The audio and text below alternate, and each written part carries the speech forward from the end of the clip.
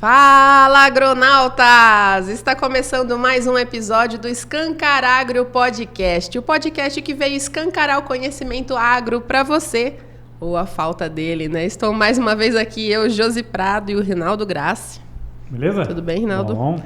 E hoje nós vamos falar sobre um assunto que está muito em alta no meio agro, que são os biológicos, né? As soluções com produtos biológicos. E para conversar sobre isso, ninguém melhor do que as doutoras que eu vou apresentar aqui daqui a pouco da JCO. Mas antes, aquele recadinho básico que você já sabe, se inscreva no nosso canal, nos ajude aí se inscrevendo, para você não custa nada, rapidinho, compartilha com os seus colegas de profissão, com os produtores rurais, enfim, quem você acha que vai agregar esse assunto e curta, né, nas redes sociais e tudo mais. Então, tem uma surpresa para falar para vocês no final desse episódio também, tá? Aguarde aí que no final do episódio eu vou ter uma surpresa que vocês vão gostar muito. E apresentando aqui as nossas convidadas especiais, estou aqui na frente da doutora Andréa Caldas, que é doutora em Ciências Biológicas com ênfase em microbiologia e é responsável pela área de pesquisa em bactérias na JCO. Tudo bem, Andréa? Tudo bom, Josi. Oi, Rinaldo. Bem. E temos aqui também a doutora Sara Dantas Rosa, que é doutora em Ciência do Solo e coordena o Laboratório de Solos também da JCO. Tudo bem, Sara? Tudo bem, Rose. Reinaldo. Gente, é um prazer ter vocês aqui. Vamos bater um papo aqui, tirar muitas dúvidas. Microbiologia é uma área que eu amo, assim, sou muito curiosa. E solos também é uma área que eu gosto muito, que eu trabalhei muito com solos. Tenho um carinho especial, gosto muito também, né? E acho que realmente é onde está o futuro, né? Para onde o setor todo vai caminhar para mais altas produtividades ainda. Começando, Andréa, a gente falando sobre microbiologia mais específica do solo, né? Sim. Quando a gente fala assim, qual que é a diferença de quem estuda mais essa ênfase em microbiologia do solo da microbiologia em geral, assim, o que tem de diferente lá no solo que você não estuda em nenhum outro lugar, digamos assim? Então, Josi, quando a gente estuda a microbiologia do solo, né, a gente sempre tenta ver a interação solo-planta-micro-organismo. Né? Isso é uma realidade que, somente quando a gente busca soluções biológicas, né, a gente vai buscar um micro-organismo que tenha interação com a planta, né? E que, ao mesmo tempo, ele tenha competitividade também no solo com relação à microbiota que vai estar lá, né? E, assim, eu gosto, como microbiologista, né, eu gosto de comparar, por exemplo, a nós seres humanos, né? Tipo, a gente tem a nossa microbiota natural, que quando algo sai do equilíbrio, né, o patógeno sempre tende a aparecer e a gente vai ficar doente. Né? Então, isso também acontece com as plantas. Né? A gente está na floresta, por exemplo, e lá tem total equilíbrio. Né? A microbiota ela age naturalmente, cada uma tem sua especificidade com a planta, né? Com o vegetal que está lá, seja superior ou não. E quando vai para a agricultura, para a monocultura, por exemplo, esse equilíbrio não acontece. Né? Então, assim, em solos que têm menos fertilidade ou mais fertilidade, né, tem esse desequilíbrio, né? E a gente acaba tendo que partir para colocar o micro-organismo lá para poder dar vida a esse solo, né? Principalmente quando ele tem uma baixa fertilidade. Uhum. E lá vocês estudam todos os tipos de bactérias, assim, como que eu posso dizer? Vocês pegam caso por caso ou vocês, de repente, pegam uma amostra de solo e vê o que tem ali? Como é que é esse processo? Então, assim, a gente busca, né, soluções que possam atuar como promotores de crescimento, inoculantes, né, disponibilizador de nutrientes, busca micro-organismos que possam atuar como inseticida, nematicida, fungicida, ou seja, e a gente busca micro-organismos que possam ser multifuncionais, que eles possam disponibilizar fito-hormônios, por exemplo, e até ter uma atuação inseticida ou fungicida. Né? Então, assim, por exemplo, o bate-papo da gente é sobre bactérias, mas, por exemplo, a gente tem o Metarrhizium e a Bovéria ou Paxillomyces, por exemplo, que eles têm produzem fito-hormônios, né, e têm atividade nematicida e inseticida, né, como exemplo. O Bacillus thuringiensis, né, vindo para o meu mundo. Ele tem atividade como um promotor de crescimento, né, E também tem atividade como nematicida e inseticida. Mas isso aí são coisas que acontecem junto ao mesmo tempo ou em determinado momento, sei lá, há um foco maior do micro-organismo por uma coisa e depois outra? Porque, tipo assim, a gente escuta falar, tal micro-organismo ali, ele faz isso, aí ele faz aquilo, aí depois ele faz aquilo outro, né? Você fala, nossa, e agora? Ele faz tudo isso? É um Rambo, né? Tipo isso. Não, assim, eu sempre gosto de falar que existem cepas, né? Assim, nem todo Bacillus subtilis, por exemplo, é igual, né? Existem Bacillus subtilis que ele vai ter essa atuação de produzir auxina, giberelina, de produzir, fazer a promoção de crescimento, né? E pode ter uma atuação nematicida, né? Mas, por exemplo, eu posso ter cepas que são biofungicidas que vão atuar na indução de resistência, por exemplo, e vão atrapalhar a germinação de uma semente.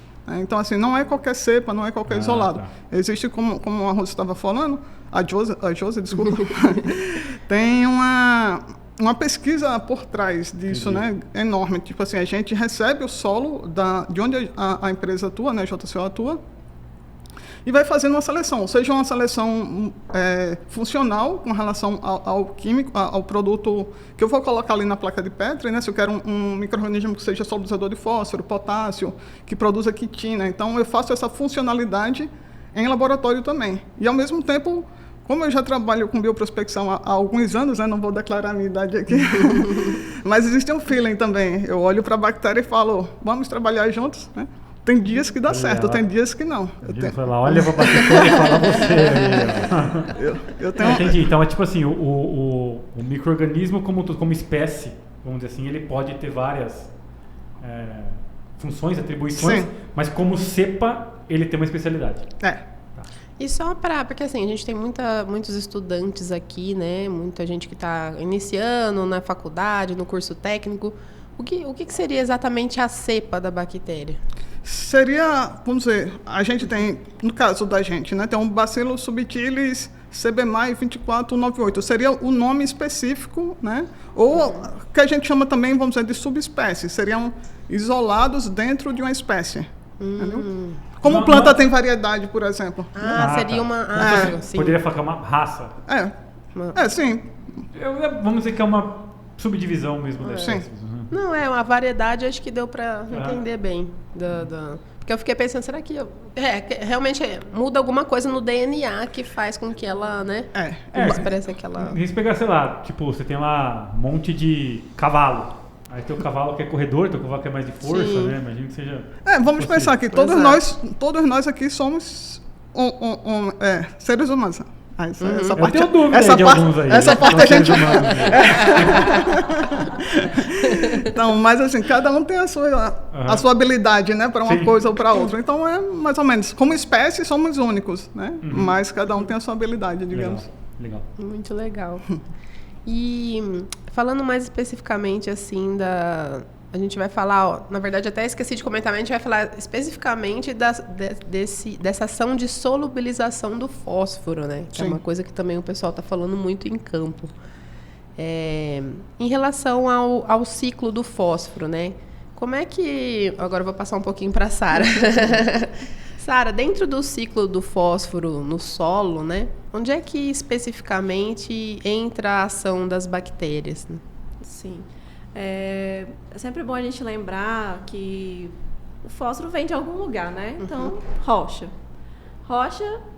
A rocha no início, o solo, antes de ser solo, ele era uma rocha. Então, ali você já tem atuação lá dos fatores de formação dos solos, você já tem a ação dos organismos. Então, para você chegar à formação do solo, você já tem ali a atuação de fungos, bactérias e outros fatores, né? Então, aí já começa daí, na formação dos solos. Então, disponibilizando esse fósforo ali no solo, você fornece na forma de fertilizantes, resíduos orgânicos, e como é que esses micro-organismos vão entrar ali, né? Principalmente na parte da ciclagem da matéria orgânica. Então, eu destaco como principal, assim, que a gente vê mesmo na graduação, quando a gente está estudando, o principal que a gente vê é exatamente ali na ciclagem da matéria orgânica. Então, você tem o fósforo ali, cerca de 60% a 70% do fósforo no solo está na forma orgânica. Então, você tem esses micro-organismos ali atuando na degradação da matéria orgânica, transformando ele em forma orgânica, né, que não está ali disponível para as plantas, em forma inorgânica que vai estar disponível para as plantas, né? Então, esse seria ali o ponto-chave dos micro-organismos no solo. Mas a gente também não pode deixar de esquecer esse fator que eu te falei, né? Dentro da própria formação do solo, considerando ali material de origem, você já tem os micro-organismos atuando ali para transformar aquela rocha em mineral e depois daquele mineral em um fósforo que está ali disponível nos solos, né? Então, seriam essas duas vertentes dos micro-organismos. Deixa eu ver se eu entendi. Vamos dizer assim, né, eu sou muito ruim, principalmente em conceito, assim, sabe? Mas vamos dizer assim, a planta ela absorve os nutrientes da forma inorgânica. Isso. Era isso, né? Então, vamos dizer, o nutriente ou qualquer coisa está lá na forma orgânica, ele tem que pegar e passar para a forma inorgânica para ser absorvido. Isso. Essa é a solubilização? É um dos mecanismos da solubilização. Quando a gente pensa em solubilização, o termo ele é muito amplo, né? Se a gente for partir para a fertilidade do solo, ali, ligações químicas e tudo mais, a solubilização é simplesmente a quebra de ligação química, né? Fosfato de cálcio, ferro e alumínio. Só que quando você parte para a literatura e vê essa questão da parte microbiológica, principalmente as revistas internacionais, elas consideram a solubilização algo muito mais amplo do que aquela simples definição que a gente tem na fertilidade e na química. Então, a solubilização ela vai envolver a transformação tanto do fósforo orgânico em inorgânico, né? Ali na ciclagem da matéria orgânica, no processo de mineralização. Ela envolve também a própria quebra mesmo do fosfato de cálcio, ferro e alumínio.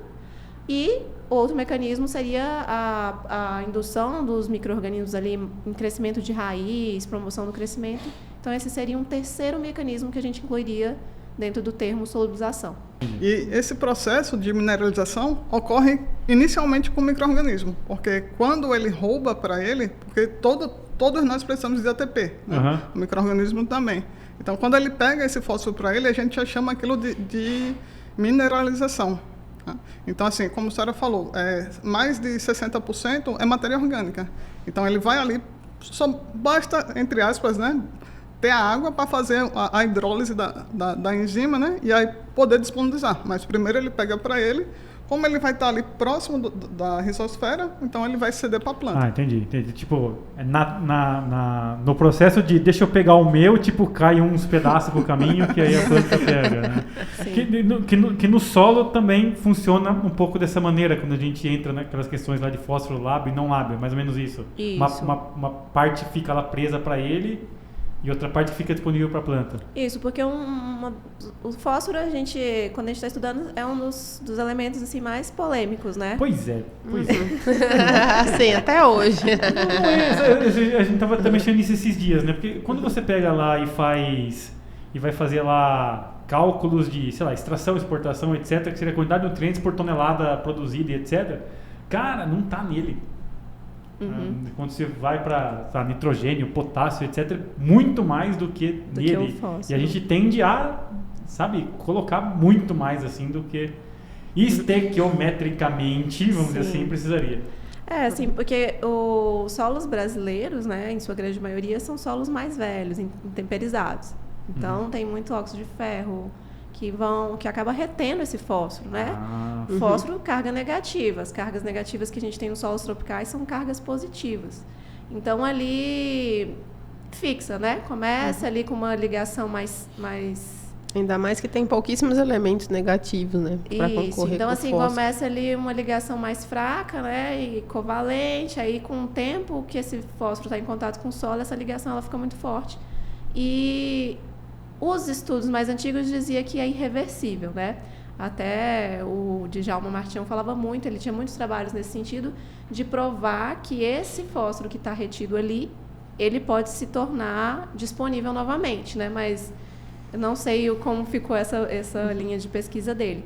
Porque você está ali há anos no cerrado, colocando fósforo, fosfato, e está indo para onde? Está fixando nessas argilas, né? Nos minerais que predominam nos solos tropicais. E o tipo de ligação formada ali é irreversível, né? Então, por isso que eu falo, é um tema muito polêmico. Então, quando você vai pensar na demanda da planta em relação ao fósforo, ela é muito menor que em relação ao nitrogênio, ao potássio e outros elementos. Só que a quantidade de fosfato que você tem que colocar para atender é muito maior. Porque a gente sempre escutava assim na graduação. Não, tem que atender primeiro a fome do solo, né? Para depois atender da planta. Porque o solo acaba se tornando um dreno e ali pouco fica disponível para as plantas. Então, um dos gargalos dessa questão da solubilização de fosfato é exatamente isso. A gente conseguir recuperar esse fósforo que está ali fixado. O que eu falo assim, é um problema nosso, porque eu lembro muito na época da pós-graduação, a gente tentando publicar artigos relacionados a fósforo, e não conseguia, porque quando você manda para a revista internacional, eles falam, vocês colocam isso tudo de fósforo no solo? Como pode isso? Porque a realidade lá fora é outra, então você já tem ao contrário. São solos mais jovens, menos intemperizados, que o fósforo não fixa. Você tem problema de eutrofização de água por fósforo, porque ele não fica retido e vai contaminar o lençol freático. Entendi. Então, e vocês percebem, ou fizeram estudo, ou tem estudo relatando assim, a diferença da fonte de fósforo com essa atuação dos micro-organismos? Ou não? Tipo assim, dependendo da fonte, é mais fácil para eles degradarem? Tipo, se for super simples, ou fosfato, ou se for... Eu acho que nesse caso, Josi, assim, vão ser ou mecanismos de ação diferentes, né? No caso, quando a gente trabalha com os fosfatos, que são menos solúveis em água, então ali eu acredito que ele tem mais eficiência porque ele está liberando ácidos orgânicos e substâncias que vão quebrar o fósforo ligado a cálcio. No caso do super simples, né? Como ele já é muito solúvel, às vezes a própria imobilização do micro-organismo daquele fósforo que está solúvel ali, que a planta não vai aproveitar e poderia ser fixado aos colóides do solo, que a gente fala, as cargas positivas do solo, ele está ficando numa forma orgânica que depois ele pode ser mineralizado e se tornar numa forma disponível. Ali vamos dizer, só para... Na análise de solo, aquele fósforo que vem ali, ele já conta, tipo, tudo isso, o que está disponível, o que não está, o que é o... Ele vai contabilizar o que está disponível para a planta, né? O que está retido no solo, ele não contabiliza, né? Porque ele vai ali pela extração do melic, né? Um extrator ácido, então ele vai tentar limitar a rizosfera da planta. O extrator, ele tenta imitar a planta. Isso, né? Entendi, beleza. Até porque é aquele extrator resina, né, que dizem que é mais confiável, justamente então, que ele faz a troca mais parecida com o solo. Então, teoricamente, assim, se eu tenho um nível que eu quero chegar no solo, lá, X de fósforo no solo, né, e eu tenho Y, não, número assim, eu quero chegar a 20 e tem 10, né, na verdade, não é 10 que eu tenho que pôr. Eu tenho que pôr 10 mais alguma coisa para entrar para o processo ali de fixação e sobrar mais 10. Isso. Você consegue, eu acredito que você tendo uma ideia da capacidade de retenção desse solo, né? Você consegue estipular ali quanto você precisa colocar para chegar no que você realmente quer. Nunca vai ser igual. Assim, mas é bom a gente lembrar que a minha experiência toda é em solos argilosos, né? Então, a minha formação é em região que tem 65%, 70% de argila. Aqui no oeste da Bahia, a gente achou um 40% ali que seu Zé falou, isso está errado. Mas não estava, são pequenas manchas que a gente consegue encontrar. Então, predomina aqui muitos solos arenosos. Então, essa realidade, ela modifica um pouco. Porque você começa a reduzir a quantidade de cargas positivas comparadas a um solo mais argiloso. Sim, faz sentido. E aí, pensando nessa questão do fósforo, né? Hoje a gente tem as situações aqui no oeste da Bahia, né? Em toda a região, no Mato Piba, não sei, pode dizer, de começando a um excesso de fósforo nas lavouras, né? Do pessoal colocando a mais, e aí quando você vê na análise de solo, meu Deus, estourado lá de fósforo. Pensando nessa situação, né? Em relação a atrapalha a vida dos micro-organismos ali, né? E numa outra situação do tipo assim, mesmo nesses solos, compensa você colocar micro-organismos solubilizadores, já que está estourando de fósforo, ou não? Assim, na minha opinião, né, como microbiologista, assim, se você tem picanha em excesso, né, se o alimento está farto, você tende a ficar preguiçoso, né? Então, assim, solos com baixo teor sempre vai ter uma maior atuação dos micro-organismos, porque ele vai atrás do alimento, né, atrás do fósforo nesse sentido. Mas, assim, eu acredito que micro-organismos que são competitivos, né, que eles não são preparados para isso, né, eles têm esse poder maior de atuação. Assim, mesmo lá no laboratório, por exemplo, a gente usa pó de rocha para buscar solubilizadores de fósforo, usa verdete para buscar solubilizadores de potássio, já nesse sentido de chegar mais próximo à realidade do campo. Né? Da mesma forma também quando a gente vai procurar micro-organismos que sejam mineralizadores, né? Que vai na questão do fósforo orgânico. Então a gente busca micro-organismos que possam atuar nessa quebra produz a enzima que possa degradar, por exemplo, né, no caso dos ácidos fíticos, né, a fitase, que possa fazer essa atuação. Entendi. Então assim, deixa eu ver se eu entendi, né? Mesmo nesse solo que tem muito fósforo, claro, ele vai ficar um pouquinho mais preguiçoso porque tem lá facinho para ele, mas ao mesmo tempo é melhor do que comparado se não tiver, né? Porque você, em todo caso, tem uma ajuda ali para...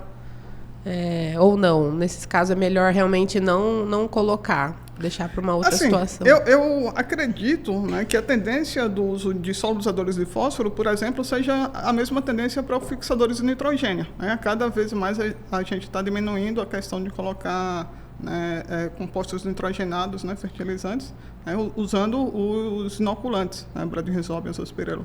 Então, assim, a partir do momento que o produtor tiver essa segurança maior, né, e conseguir diminuir a dose do fósforo, então eu acho que o micro-organismo vai atuar com maior facilidade. Ah, verdade. Porque, pensando nisso, né, porque realmente tem produtor que, mesmo estando super alto, ele ainda quer colocar porque tem medo, né? E aí, nesse caso, uma solução dessa, um produto que poderia ajudar nesse caso, daria mais segurança para ele também, né? Sim. Tipo assim, tá lá, tá alto, mas eu não preciso estar com esse medo de ter que colocar ainda mais porque tá o micro-organismo lá ajudando, né? Entendi. Mas assim, quando ele faz esse processo ali de... Tipo, vê se estou correto, de tirar lá da argila... Seria isso? Tirar um pouco do fósforo ali para ele usar e sobrar para a planta, né? Sim. Seria essa lógica. E não acaba deixando ali um vácuo que logo será preenchido por um outro fósforo? Porque, na verdade... Ou ele coloca alguma coisa ali e fala, não, tampou aqui não tem mais nada. Não, ele vai... Vamos pensar, por exemplo, né, no inositol, né, que seria mais ou menos os 60% de fonte orgânica que teria. Então, ele vai lá, vai tirando, vamos dizer que são seis fontes de fósforo que tem lá, ele vai lá quebrando uma por uma, entendeu? Hipoteticamente, né? E depois liberando o inositol. Só que aí, como o micro-organismo ele tem um ciclo de vida também muito rápido, a bactéria pode morrer em horas, por exemplo, né? Então, assim, ela vai liberando também aquele fósforo que está com ela. Então, Entendi. não existe esse vácuo, né? A partir do momento que ela se alimenta, vai ter outra do lado que vai estar morrendo. Então, vai também disponibilizar.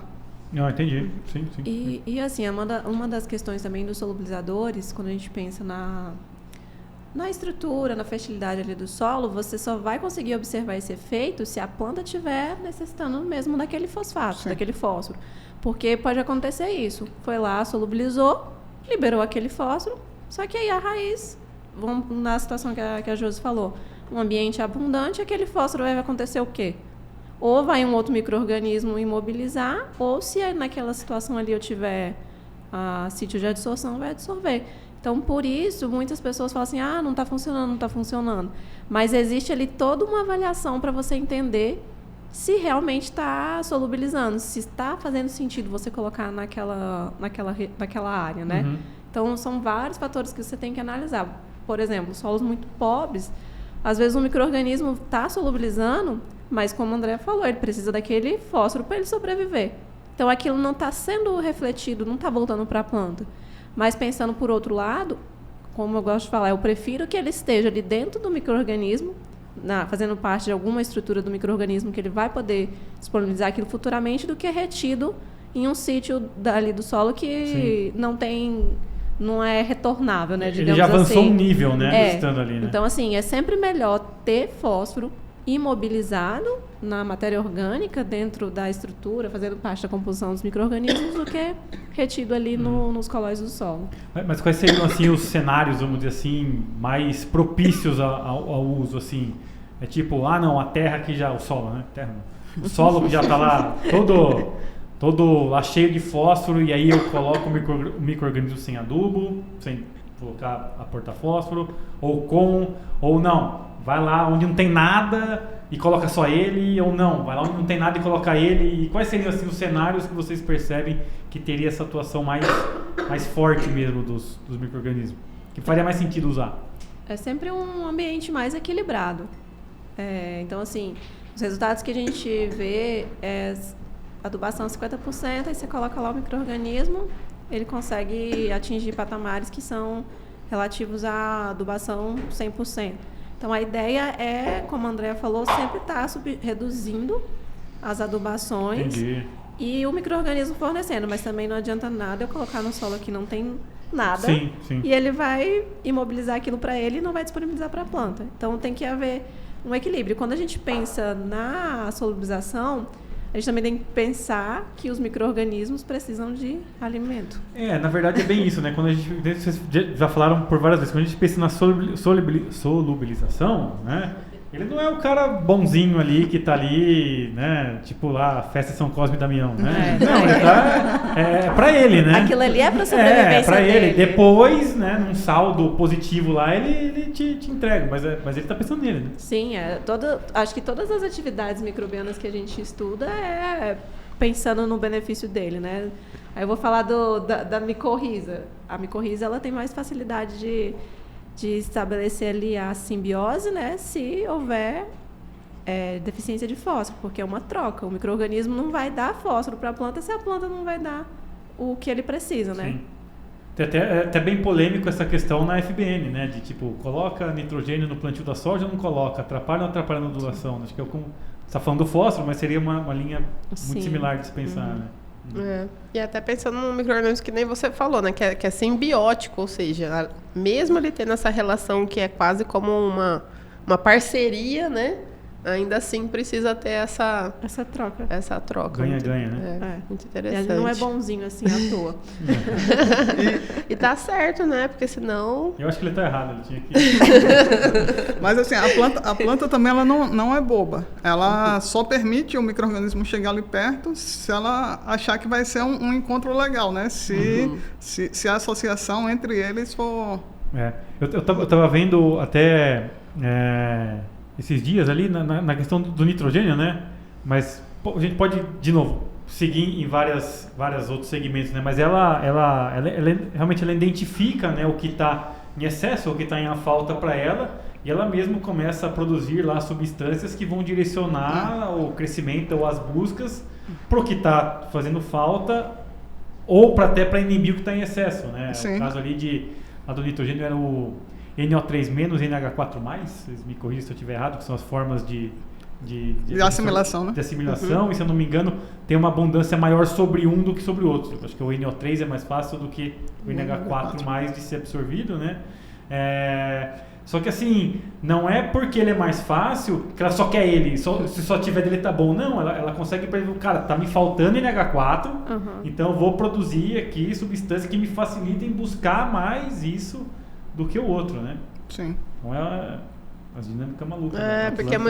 Mas é bom você falar isso, porque muitas vezes a gente aprende na faculdade isso. A planta gosta mais desse... E fica na cabeça assim, tem que ser... Só isso agora, né? Só daí esse. você não consegue raciocinar em termos de outras alternativas, né? E como é que é essa... Vamos falar assim, qual que é o gênero da bactéria, né? E qual que é a característica dela, assim, desse gênero? Se tem outras que fazem outras coisas, como é que é? Com relação à solubilização ou de uma forma geral? Solubilização. Com relação à solubilização, assim, os mais conhecidos são bacilos, né, pseudomonas, os streptomyces, que são actinobactérias, né, e algumas bactérias também diazotróficas, né, no caso o Rhizobium, né, o Bradyrhizobium, o Azospirillum. Então, assim, todos eles, eu digo assim, que todos os micro-organismos, de uma forma geral, eles têm que fazer algum processo de busca do fósforo até para a multiplicação dele, porque o fósforo vai estar lá no DNA, no RNA, em todo o processo de vida, digamos, e de energia, né, que ele precisa para sobreviver. Mas assim, o que a gente encontra mais nos solos, principalmente aqui no Cerrado, são dos gêneros Bacillus e Pseudomonas, dentre os cultiváveis, né? Porque a gente sabe que a gente conhece a tampa a cabecinha da agulha diante dos micro-organismos, né? Então, assim, mesmo. dentre os cultiváveis, o que a gente encontra mais são os Bacillus e as Pseudomonas. E o que eu gosto de falar, porque também com relação aos bacilos, que eles têm os endósporos, né, que são esporos de resistência. Aqui no Cerrado, por exemplo, como tem muito sol e a água é escassa, então, assim, geralmente é o gênero que também a gente encontra mais, né, dentro do que a gente busca lá na microbiologia, lá na JCO. Porque esses esporos, quando não tem água, né, ou quando... Então, a bactéria, na verdade, ela está lá com uma célula vegetativa, ela sente que está próxima de morrer, né? E forma esse esporo de resistência. Então, quando volta a questão da água, esse esporo germina e a bactéria volta ao metabolismo ativo. Entendi.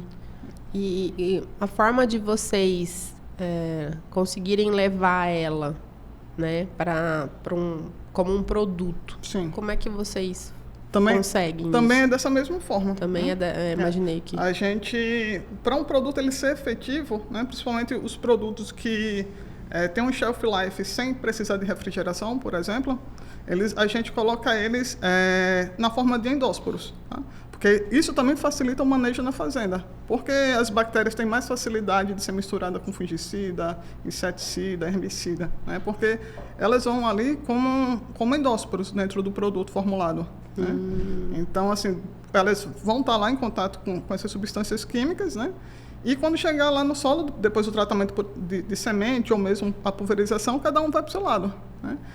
E quando ela chegar lá, quando tiver água, tiver nutrientes, então esse esporo vai germinar e o metabolismo dela ela vai fazer a função dela no campo. Entendi. É quase que fosse uma semente de bactéria. Com certeza. Bacilos, eu sei que tem os gêneros que estão dentro de nós, né? Esse nome é mais comum, né? A gente ouve mais bacilos. Que são os lactobacilos, né? Que são as bactérias do ácido lático. Isso, esse que todo mundo conhece, né? E entre os bacilos, né? Que aí já são o mesmo, assim, o mesmo grupo no caso do que a gente chama de bactérias gram-positivas, né? Que é diferente da Pseudomonas, que já é um grupo à parte. Mas, assim, a gente tem como as mais conhecidas o Megatherium, Licheniformes, Amyloliquefaces, né? Que são as bactérias que são mais usadas. Né? E, atualmente, algumas estão saindo. O pessoal, biólogo como eu, gosta de inventar a moda. Aí estão reclassificando. Por exemplo, o Megatherium, por exemplo, ele não é mais bacillus, ele é do gênero Priestia. Assim como o Ariabatai também, que é conhecido como Plastitrece hídrico, ele também saiu do gênero Bacillus. Por que vocês fazem isso? Pois é, então eu nem entendo não. Pra complicar a nossa vida. Quando você está decorando lá o nome do negócio, muda. E qual que é a diferença exatamente? Assim, claro, deve muitas, né? Mas o que que... A nível dos bacilos, a mudança do gênero é mais a nível molecular mesmo, entendeu? Assim, como tem a questão da molecular, que eles estão usando bastante, né, para estudos, então, assim, mudou uma certa quantidade de região do DNA, então já... E muda a forma também. Sim, no sim. exterior, né? Cada uma tem uma...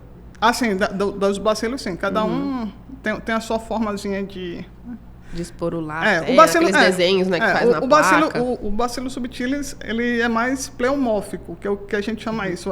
Ele tem, se você fizer um plaqueamento, por exemplo, no laboratório com Bacillus subtilis, de um mesmo produto você pode ter um mais redondinho, um mais estrelado, mas ali é a mesma cepa. A gente chama que ele tem uma diferenciação mais ampla morfologicamente, que seria esse pleomórfico, né?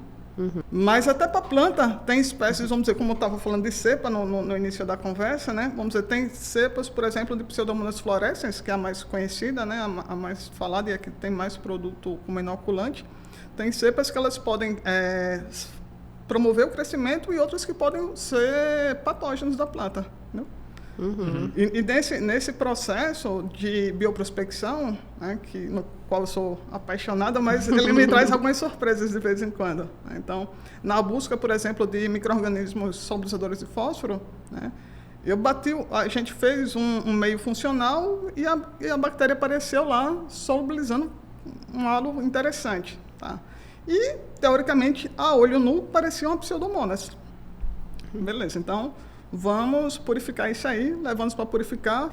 No laboratório fez um halo ainda maior quando ela estava sozinha. Eu disse, meu Deus, encontramos ouro. Achei. Aí só que assim, a gente tenta ter segurança, né? A gente tem muita segurança no que a gente faz lá na empresa. E quando a bactéria ela mostra uma função, né, a gente vai fazer molecular daquilo que a gente está trabalhando. Por mais que eu achasse que parecia uma Pseudomonas, né, vamos saber, até para saber do que é que ela gosta de se alimentar, teoricamente, para saber como é que eu vou fazer um meio de cultura para ela crescer e virar um produto depois. Então, para minha surpresa, quando voltou, essa que eu achava que era Pseudomonas boazinha, era um patógeno de planta, Ralstonia para o tomate. Ixi. Então, imagina a minha tristeza. Balde de água fria. Como é que eu ia fazer um bioproduto para a agricultura do gênero Ralstonia? É possível. Mas, assim, eu uso isso como alerta, né, até para as pessoas que vão visitar a gente, né, do que é colocado na agricultura, né, do cuidado que você tem que ter, né, quando você vai fazer um bioproduto, quando você... Somente assim, com relação à multiplicação que o pessoal está fazendo em fazenda, né, tem que ter bastante cuidado, porque, infelizmente, tem pessoas que estão agindo de má fé, chega na fazenda e oferece até um isolado para nós, ou pega esse isolado e multiplica aí e ele é top. Né? E às vezes essa pessoa talvez não tenha esse cuidado, né? E possa causar um malefício para o produtor. E às vezes nem o cuidado, né? Às vezes não tem um conhecimento daquilo ali, né? Se é aquilo que ele está vendo, vai ser uma Pseudomonas, né, André? Pode acontecer. Com certeza. Não, Mas esse lance das cepas ali, que nem estava falando lá, pega, descobre tudo, existe registro, né? Tem todo um esquema legal ali, né? Sim. Quando a gente encontra isolados que são interessantes, né? Eles vão para uma coleção de referência, recebem realmente o nome de uma cepa que foi encontrada por nós, né? Então ela recebe um código, que seria o registro da cepa, né? E fica nessa coleção de referência, né?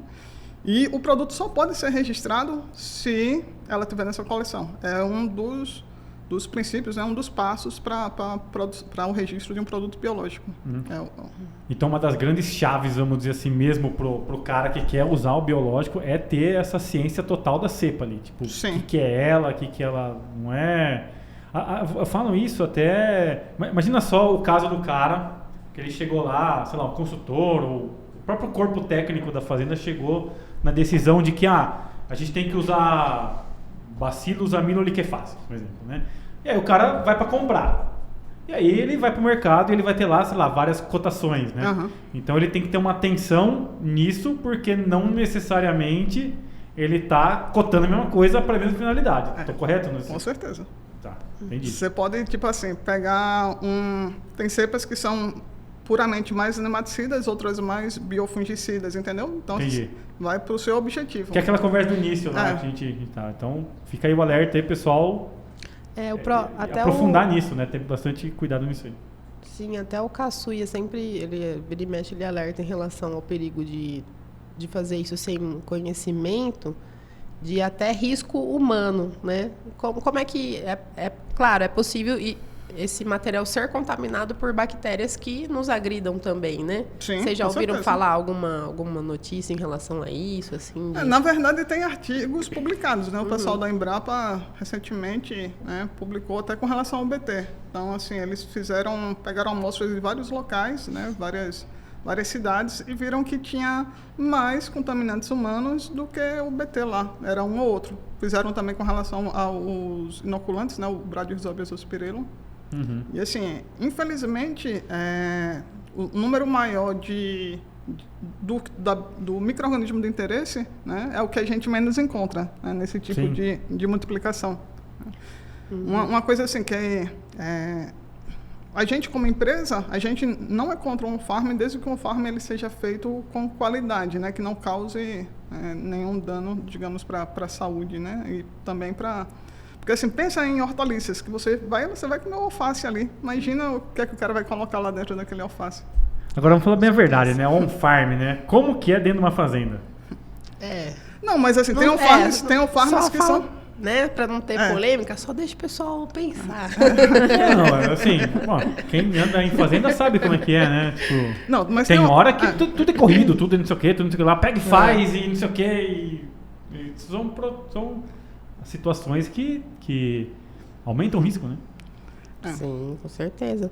Eu tive a oportunidade de visitar o laboratório, né, da JCO lá e, cara, ver o tanto que tem de salas e profissionais e equipamentos e tudo certinho para não, né, para não ter tem que tomar banho contaminação. Então, né, se você não tem uma estrutura dessa numa fazenda, eu fico pensando entendeu? o quanto é difícil, né? Já fui proibida de entrar no laboratório da Andréia.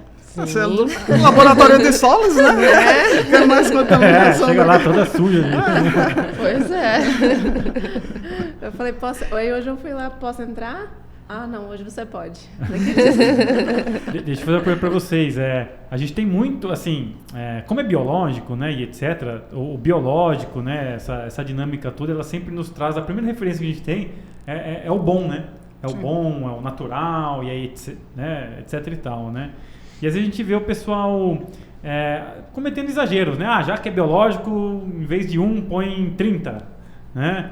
Isso seja em quantidade, né? Seja em quantidade de dose, né? Vamos dizer assim, era para colocar uma dose, eu coloquei 10, né? Ou na quantidade de micro-organismos, né? Como é que vocês veem isso? Não é bem assim? Tem limites? Não é também todo mundo que pode misturar com todo mundo? Como é que é? Então, lá na empresa, a gente faz a compatibilidade entre micro-organismos, né? Do caso do que a gente trabalha, entre micro-organismos e produtos químicos.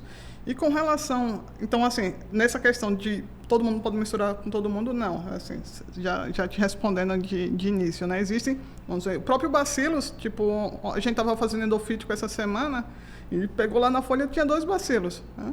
E a gente viu que tinha como se fosse uma separação entre eles, mostrando que eles estão ali ocupando o mesmo espaço, mas cada um... Tem uma cerca ali. Cada um no seu lugar, entendeu?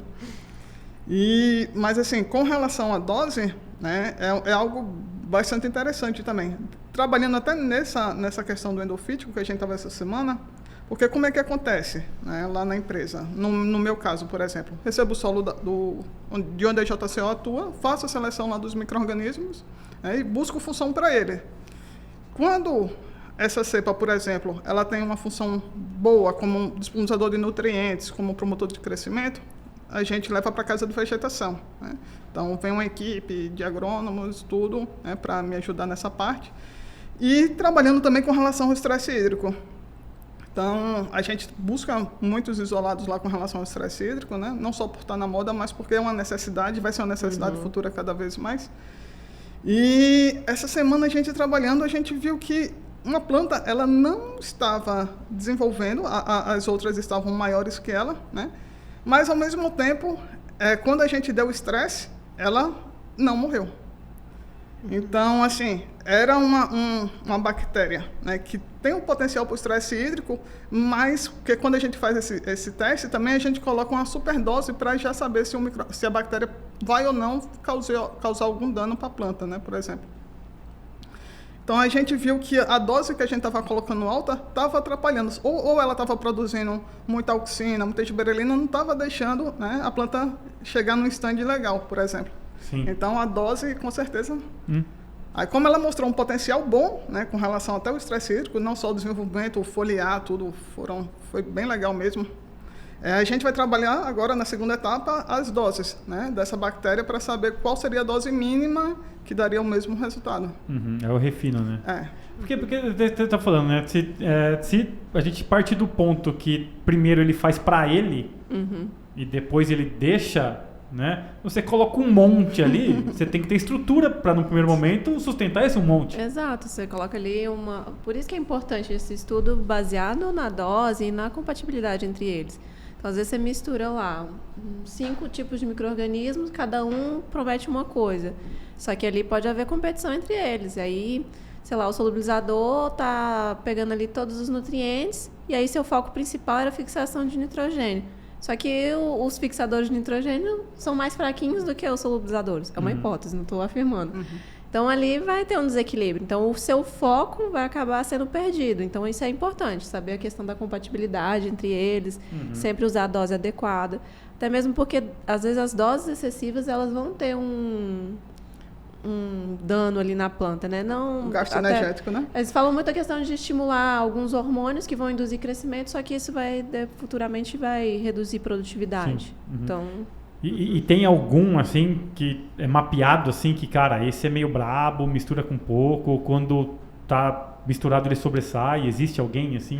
Então, assim, acredito que o Bacillus subtilis, por exemplo, que é o gênero mais antigo, né, tirando turigiensis a ser estudado, ele é uma bactéria que você tem que tomar cuidado na concentração ou dose que você vai aplicar, porque ele como é um indutor de resistência também, né, ele é conhecido como indutor de resistência, então ele tem essa pegada de, se em alta concentração, alta dose, ele ser endofítico da planta, né, e aí ter esse gasto energético e a planta ficar com perder a produtividade, por exemplo. Mas isso pensando na relação dele com a planta, eu pergunto assim também, né, boa, legal, mas na relação entre micro-organismos. Ah, sim. Vamos dizer, tem micro-organismos que eles são mais competitivos, por exemplo, né? Tem aqueles que crescem mais rápido, que ocupam o espaço de outro crescer, né?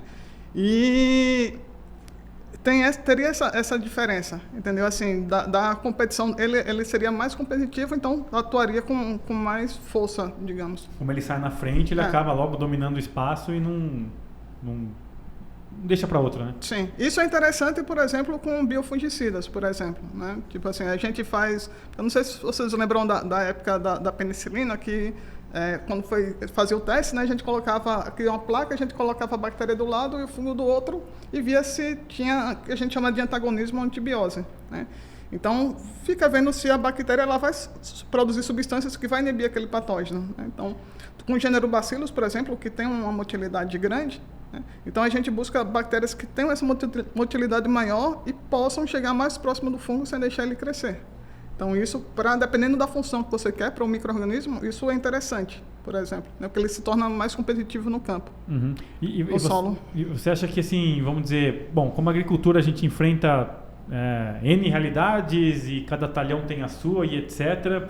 Você pensa que seria o uso de micro-organismos, ele estaria mais voltado para cada ano eu uso alguma coisa diferente mediante ao que eu estou enfrentando, eu posso enfrentar, ou que é melhor não, eu vou montar um pacote de micro-organismos e eu vou trabalhar isso numa frequência por muito tempo até que eu estabeleça aquilo na minha área? O que seria um... Assim, o controle biológico, de uma forma geral, ele tem que ser preventivo, né? Assim, você tem que fazer aquele tratamento de semente, tem que fazer... Se você sabe que você tem um histórico de doença, por exemplo, na sua área, após o tratamento de semente, você faz aquela aplicação no suco ou a aplicação via aérea, né? Dependendo do estágio da planta. Então, assim, você tem que ter conhecimento da área, como é que você falou no início, né? A questão do herbicida que a gente estava conversando.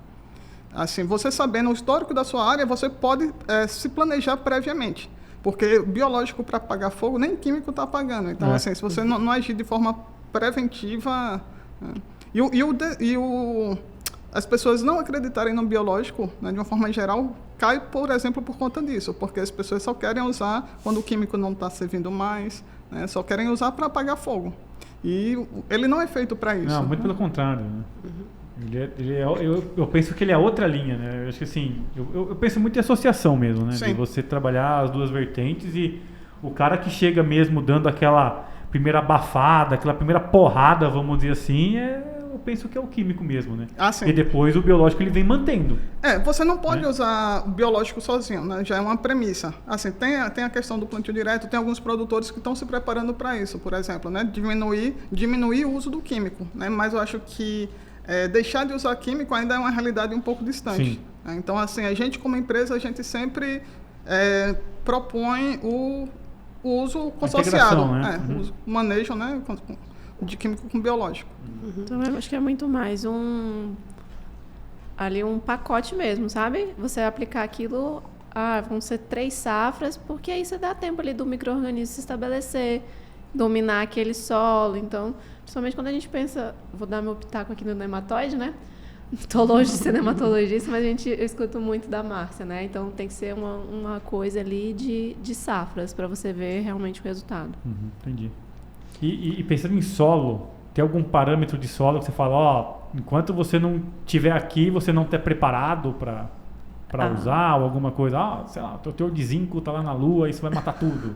Existe alguma coisa assim que... É complicado, porque existe quando a gente pensa em solo, é muito diverso, né? Você tem característica física, característica química, mas existem uns padrões que a gente pode considerar que vai ser positivo para estabelecimento dos micro-organismos. Então, teores mais elevados de matéria orgânica, porque ali você já está fornecendo energia, fornecendo nutrientes.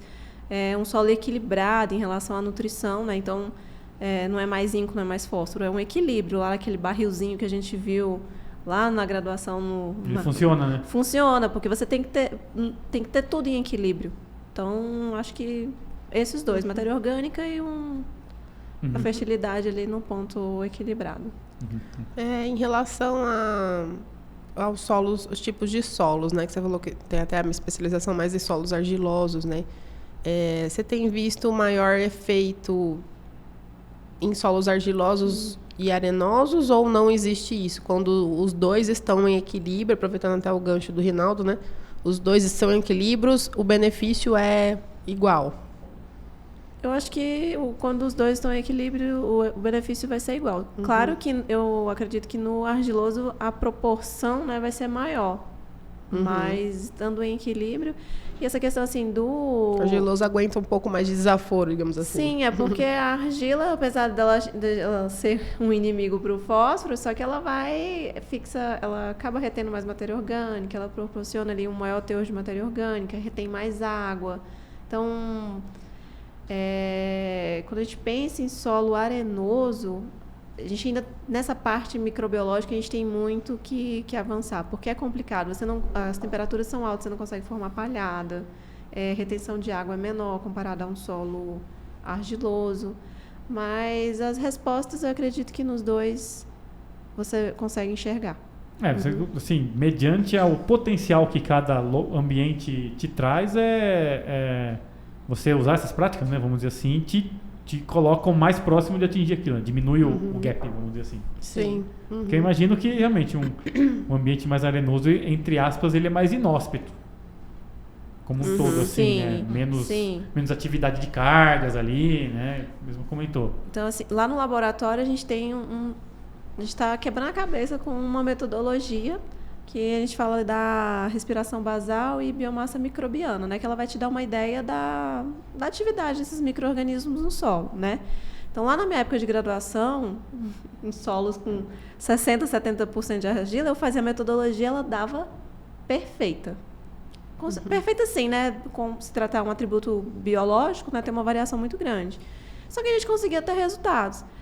E a gente estava fazendo uns testes lá em alguns experimentos que a gente tem em casa de vegetação, a gente foi tentar fazer essa biomassa e essa respiração basal com solo arenoso.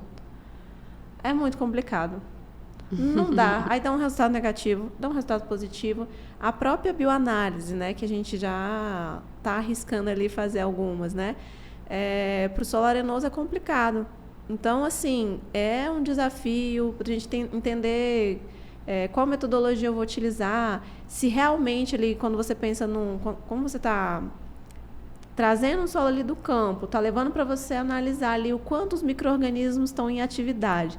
Quando eu penso num solo argiloso, pela estrutura, pela característica física, retenção de água, eu posso manter aquele micro-organismo vivo por mais tempo, mas num solo arenoso, às vezes, imediatamente, quando eu retiro ele ali do ambiente natural e levo para o laboratório, ele já perdeu toda a sua atividade. Então a janela é menor, né? Então, assim, eu falo que é um desafio. Eu falei, não, vamos deixar isso aqui por enquanto, vamos mexer com outra coisa, depois a gente pensa um pouco mais nisso aqui. Mas eu usei isso só para a gente ter um comparativo, assim, que você percebe que a atividade microbiana em solo argiloso é bem diferente do arenoso. E que a gente precisa batalhar bem para manter a do arenoso em dia, né? Arenoso eu falo assim, mas a gente não chega a ser arenoso, né? São poucas áreas que a gente tem aqui. Mas eu falo assim com maior porcentagem de areia mesmo. Isso mostra que exige um pouco mais de trabalho, né? Sim. Nessas áreas. Tem pesquisas que mostram que, por exemplo, em solos mais estressantes, 15% a 30% das bactérias conseguem permanecer com metabolismo ativo e apenas 10% dos fungos. Então, assim, cabe muito bem onde que o comentário que a Sara fez, né, de conseguir analisar a questão da respiração basal, da biomassa, né, porque assim, a maioria dos micro-organismos que vão estar naquele solo mais estressante, eles não vão estar com metabolismo ativo ou vão estar realmente, né, não viáveis, digamos. Uhum. Em relação, eu ia perguntar para as duas, né, a opinião de vocês, ou se tem alguma coisa, algum trabalho nesse sentido. O que seria mais prejudicial? O uso de químicos para os micro-organismos, né, mais prejudicial para eles. O uso contínuo e abundante de químicos ou o solo descoberto? Claro que você juntar os dois ainda, né? Mas o que vocês considerariam, assim? Eu acho que o uso abundante de químico. Somente assim, para a população de fungos, né, que é o que tem mais essa, assim, de uma forma geral, porque como eu falei, assim, só as bactérias que produzem esporos, como os bacilos e gêneros de actinobactérias, né, como Streptomyces, elas conseguem suportar mais essa questão do químico, em contato com o químico, né? Diferente da Pseudomonas, por exemplo, que não tem essa questão de formar esporos de resistência, que ela tenta se guardar na palhada, por exemplo, ou em substâncias da argila que está ali, né? Então, assim, de uma forma geral, os micro-organismos, geralmente, eles são mais afetados com relação ao químico. Mas, assim, a palhada ela é fundamental para o metabolismo, né? Para esse metabolismo continuativo. Né? Porque vai guardar umidade, é o casamento perfeito, né? Sim. Palha mais micro-organismo, né? Por todo o contexto aí. Muito legal. Ai, tinha tanto assunto, né? Mas eu queria que vocês agora falassem um pouquinho pra gente sobre resultados em campo, né? O que vocês têm visto de diferença em produtividade, que no final das contas é o que o pessoal quer, né? O que vocês têm visto aí no uso dos solubilizadores de fósforo como resultado? Baseado que você está num fator microbiológico, tudo que a gente já discutiu em relação a características do solo. Então, assim, o resultado é muito amplo, né? Então, você tem alguns dos nossos testes, a gente já viu o resultado negativo, até aumento, assim, que a gente fala, nossa, é isso mesmo? Mas, assim, em média, acho que umas saquinhas ali de soja, umas 4, 5, não só baseado nos nossos estudos, mas em vários estudos que a gente vem observando, né? Mas quando eu falo assim, para ninguém falar, não vou usar que vai dar resultado negativo, né? Como o Reinaldo falou, perguntou se é um uso diferenciado a cada ano ou é um pacote. Então, às vezes, deu um resultado negativo essa safra porque teve um problema ali, um fator. Às vezes um estresse ou a questão até mesmo da fertilidade. Mas se você vai incorporando aquilo com o tempo, então seu processo, o seu resultado vem ao longo dos anos. E, assim, o que eu gosto de comentar também, para solubilizador, o pessoal vem muito com análise de solo. Falou, gente, não dá. Não é um método correto de avaliar. Serve como uma ferramenta a mais, mas eu acredito que o teor foliar ele te dá uma resposta, porque a planta você tá ali é como se você pegasse aqui, vou tirar meu sangue, tô com diabetes ou é só o sintoma? Não tá mostrando aqui minha glicose tá alta. Então, assim, eu tô nesse caso, o comparativo não foi muito legal. Mas o teor alto de fósforo na planta está mostrando, então, que ele está sendo absorvido. Então, eu acho o foliar mais interessante. Porque esse processo ali de solubilização, ele vai ser muito próximo à risosfera, né? Então, risosfera, você está falando ali de 5 milímetros próximo da raiz.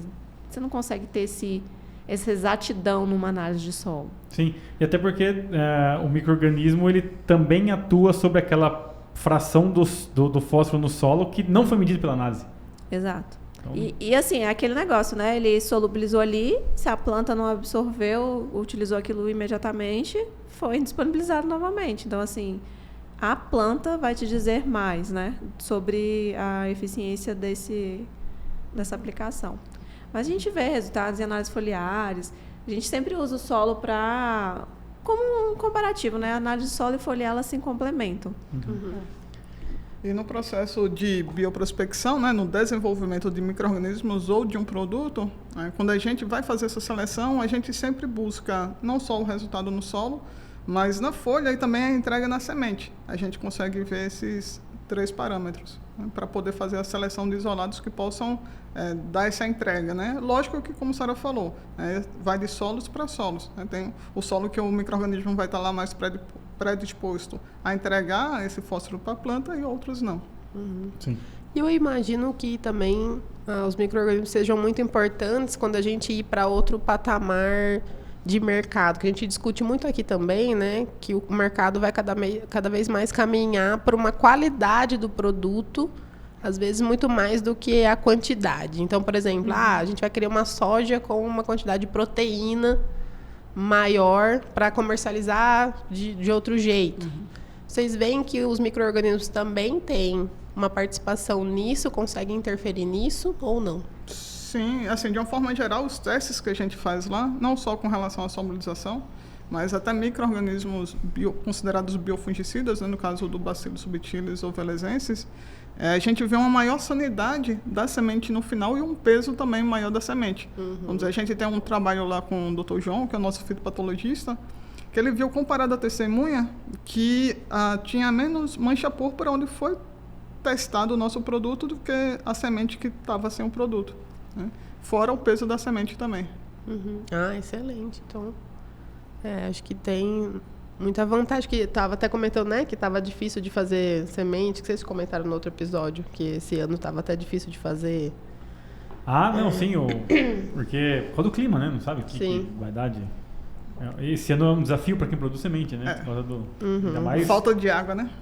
ainda mais, assim, cultivar indeterminada aí, né? Que esse ano teve variedade aí que já não veio muito gatinha, né? Então, pro próximo pode ser que continue igual ou piore, né? Tomara que não, tomara que melhore. O pessoal, obviamente, está todo mundo trabalhando aí para fazer o seu melhor, né?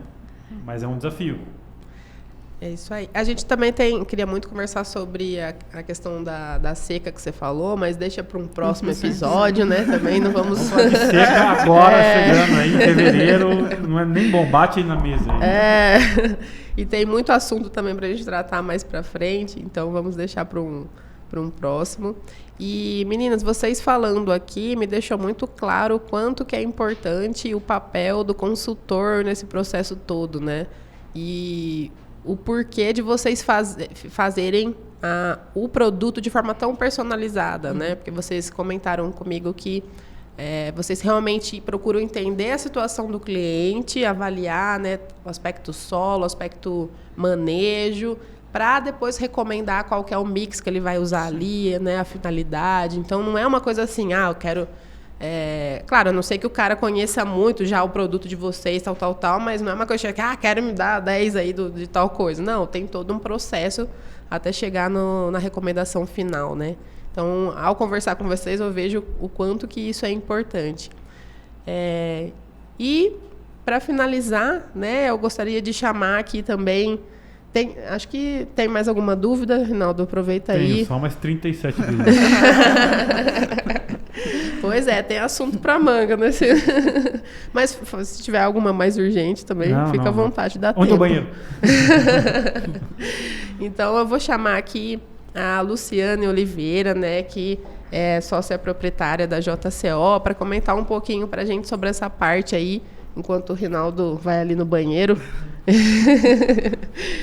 Chega mais, Luciane, seja bem-vinda.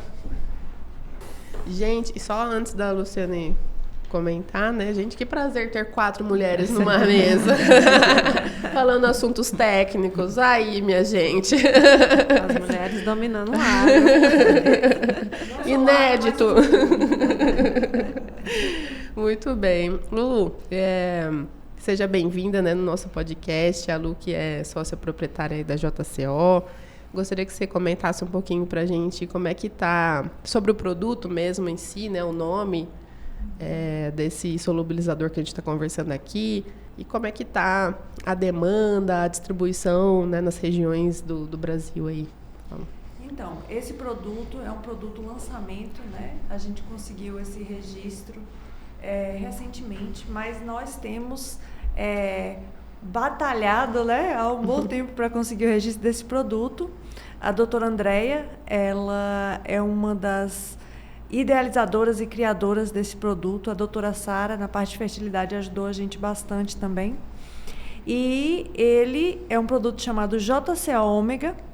Ele é a base de 3 bactérias, né? Tem o Bacillus amyloliquefaciens, o Bacillus megaterium, que agora se chama Priestia, né? Megaterium, e também o Pseudomonas florensis. E a gente recomenda ele para aplicação na semente, na dose de 50 ml para 100 quilos, né, de semente. E a gente fez testes em vários lugares do Brasil, né? Fez teste também no Paraná, fez teste no Mato Grosso do Sul para conseguir o registro desse produto. Então, a gente sabe que os resultados dele para produtividade e solubilização de fósforo em variadas regiões foram positivos. E hoje, nós trabalhamos em 13 estados do Brasil.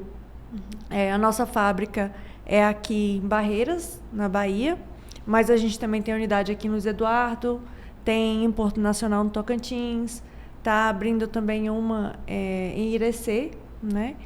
E a gente atende o Brasil inteiro, né? Mas, assim, nós somos muito conhecidos pela questão do acompanhamento e do pós-venda. Então, nos lugares, nesses 13 estados em que a gente tem realmente pessoas que trabalham diretamente conosco, esse acompanhamento é melhor, né? Então, a gente preza muito por ter um contato mais direto com os nossos clientes e mostrar a eficiência do nosso produto, né? Porque o biológico, ele é um produto mais técnico, né, que precisa ser utilizado da forma correta e precisa ser até acompanhado para que o produtor, o gerente da fazenda, o consultor, ele consiga acreditar e entender melhor como o nosso produto funciona. Sim. Então, assim, conseguiu o registro, ele está prontinho para ser... Já está sendo comercializado. Já está sendo comercializado. Isso, já está sendo comercializado. Só fiquei com essa dúvida. Exatamente. E ele realmente foram muitos testes até a gente chegar, né, nessas cepas, né, porque existiam vários candidatos que a Andrea bioprospectou e ela, desses todos micro-organismos que a Andrea encontrou, estudou, essas foram as 3 melhores em que a gente viu ali a fórmula secreta para a solubilização, né, do fósforo. E assim, vale para qualquer região, né? Não é porque fez aqui, manipulou aqui, digamos, na região oeste da Bahia, que não vai ter o resultado, né, em outros... Só comenta só um pouquinho para a gente em relação a isso, né? Porque que pode ser usado em qualquer região. Então, porque, na verdade, como o Luciane comentou, o registro dele foi feito no Paraná e parte no Mato Grosso, né? E aí os testes iniciais a gente fez aqui no Centro-Oeste, ou aqui no Oeste da Bahia. Então, assim, como eu falei, as bactérias que estão lá, elas foram testadas quanto à compatibilidade e também a permissão delas, né, em ter contato, essa associação com a planta, né? Então, assim, elas têm... Teoricamente, elas teriam permissão para colonizar a rizosfera, formar aquele biofilme, né, e poder ter essa troca de elementos com a planta, né, para ela e para a planta. E hoje vocês estão com um time mais ou menos de que tamanho, Lu?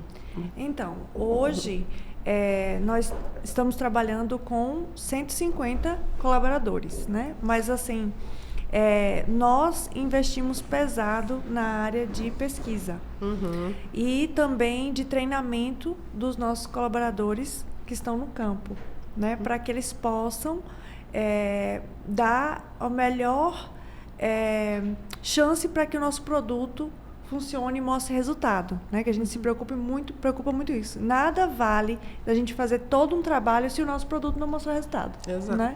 Então, o nosso objetivo final e principal é que este produto traga um benefício na lavoura dos nossos clientes. Mas, assim, pesquisadores. Hoje nós estamos com 25 pesquisadores nas mais variadas áreas, né? Tem a parte de entomologia, fitopatologia, nematologia, fitotecnia, né? E tem muito desses pesquisadores, fertilidade do solo, né? Muitos desses pesquisadores que trabalham externamente, né? Visitando as áreas dos nossos clientes. E também temos a parte de pesquisa interna, né? A doutora Andréia, por exemplo, né? Na parte de bactérias, a gente tem micologia, né? Nematologista que fica também na parte interna.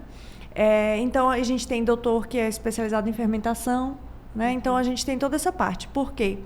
A JCO, ela pega desde a questão de estudar, bioprospectar, encontrar micro-organismos, fabricar o produto, logística e também a parte de venda e tudo. Então, a gente faz venda direta, né?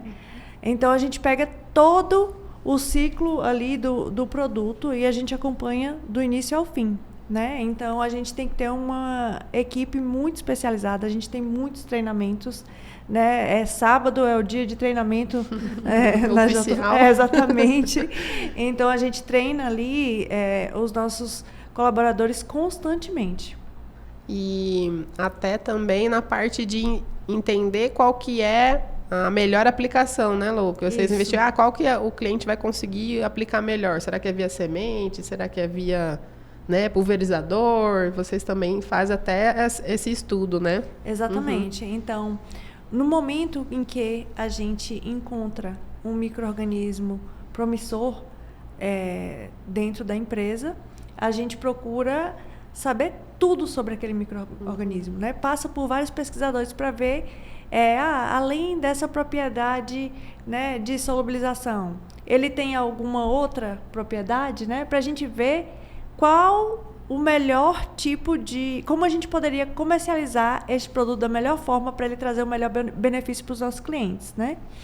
E a gente também pensa o que está acontecendo no cenário atual, né? Qual é as demandas? Quais são as doenças que estão, né, dominando? Qual é a praga da vez, né? Porque é muito dinâmico, né? A agricultura é muito dinâmica. Um ano, né, o problema é estresse hídrico.